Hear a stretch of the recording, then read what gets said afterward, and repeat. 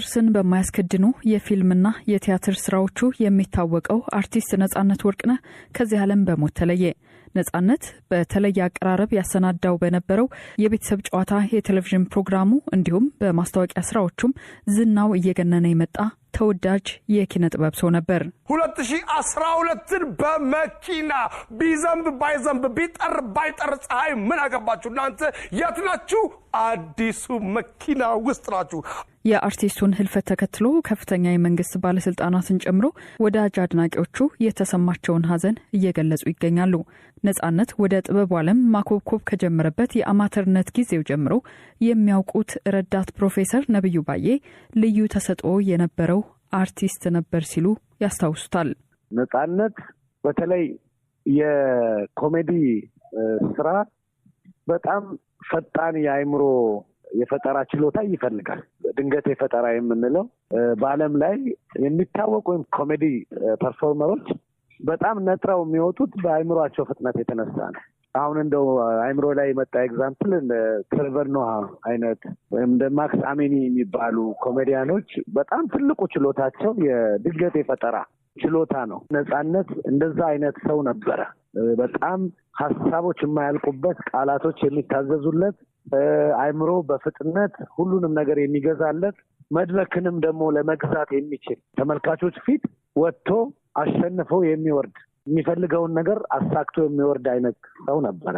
አርቲስት ነጻነት ከስራዎቹም ባለፈ በስብዕናው የሚወደድ ዝናው ያላጠረው ሰው ነበር ይላሉ ረዳት ፕሮፌሰር ነብዩ። እንደ ሰው እጅግ በጣም ትሁት ሰው ነው። በጣም ትሁት ሰው ነው። ብዙ ጊዜ መድረክ ላይ አንበሳ የሚሆኑ መድረክ ላይ እጅግ ፈጠራ የሚሞላባቸው ሰዎች ከመድረክ በታች ልክ ኃይሉን እንደሚሰበስብ ሰው በጣም አስተዋይ፣ አዳማጭ፣ በጣም አክብረው የሚነጋገሩ አይነት ሲሆኑ አያለው። ነጻነትም እንደዛ አይነት ሰው ነው። እንግዲህ ሰው ስላለፈ የሚባል ነገር ሳይሆን በጣም እውነተኛ የሆነ ነገር ነው የምነግርሽ። ይሄ በጣም ትሁት ሰው ነው። አስተዋይ ነው። በጣም ብዙ ነገር ለማወቅ የሚሞክር ሰው ነው። ትንሽ አካባቢም ሰፈር ውስጥም ቢሄድ ሰፊ መድረክም ላይ ቢሄድ አንድ ሰው ቢያገኝ በጣም ብዙ ሰዎች ጋርም ቢሆን ያለው ሁኔታ ሳጤ ነው።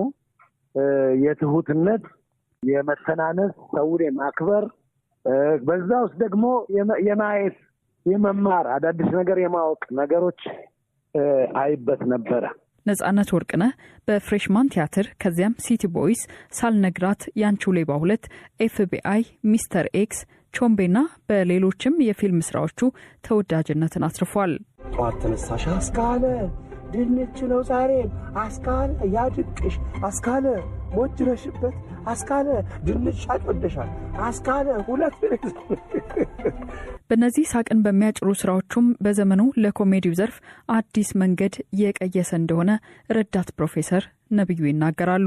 አንዱ ትልቁ የሚመስለኝ የስታንዳፕ ኮሜዲንና የቲያትርን ብለንድ አይነት ቅርጽ እንዳመጣ ይሰማኛል። በተለይ ፍሬሽማን የሚባለው ቲያትር ላይ አብረውት ቢኖሩም እዛ ላይ ያዳበረው አንድ ነገር ምንድነው?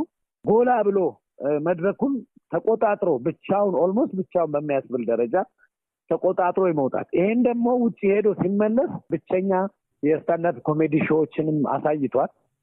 እነዛ ደግሞ ከኋላ ለመጡት ኮሜዲያኖች እንደነሸቱ ላሉት አሁንም ወጣቶች ደግሞ በጣም ለብቻ ሶሎ ፐርፎርማንስ የማሳየት ጅማሬዎች ታያለሽ እና ነጻነት ይሄንን ያጠፋው ሰው ይመስለኛል። ከዛኛው ወደዚህኛው ትውልድ እጥፋቱን የሰራው ሰው ነጻነት ነው የሚመስለኝ። አርቲስት ነጻነት ባለትዳርና የሶስት ልጆች አባት ነበር። ህልፈቱን ተከትሎ ጠቅላይ ሚኒስትር አብይን ጨምሮ ከፍተኛ የመንግስት ባለስልጣናት የተሰማቸውን ሀዘን ገልጸዋል። አድናቂዎቹም በማህበራዊ ሚዲያዎች ላይ የአርቲስቱን ስራዎች በማጋራት በድንገተኛ ህልፈቱ የተሰማቸውን ሀዘን እየገለጹ ይገኛል።